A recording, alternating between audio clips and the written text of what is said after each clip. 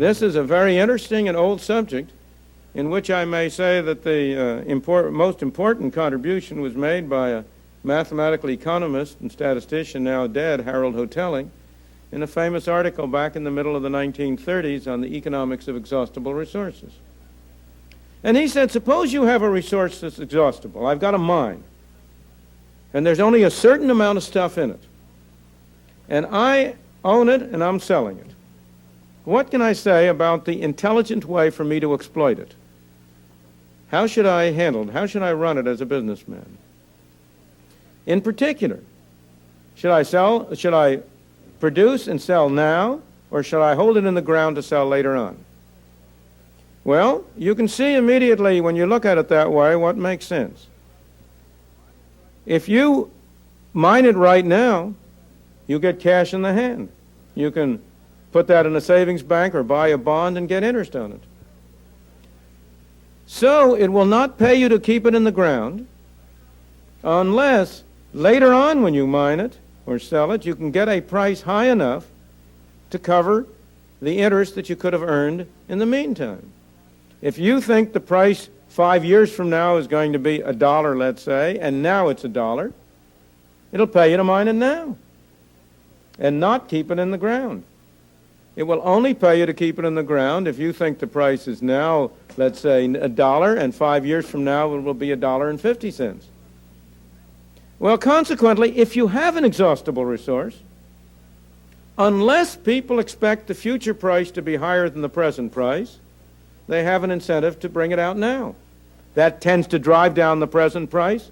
It tends to drive up the future price. And therefore, economically, you have a very simple test of whether anything is an exhaustible resource. Namely, is its price rising over time? You see, consider the difference between a limited finite resource, of which you're never going to have any more, and something of which you can produce currently. Consider wheat. You can keep on producing constant crops of wheat. Or you can keep on manufacturing automobiles or producing services. And where you have a reproducible product, there is no reason why its real price relative to other things should rise over time. If you have a Rembrandt that's never going to be produced again, well, then its real price has to rise over time. There's an honest-to-God exhaustible finite resource. But of course, if I have the ordinary garden variety painters who can paint pictures by the hundreds, there's no reason for those prices to be rising over time.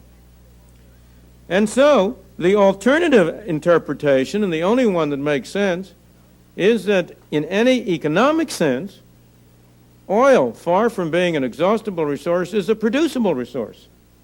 At constant, more or less constant, or indeed declining costs, because of the improvements in the technology of drilling and exploring and so on, you can find more oil.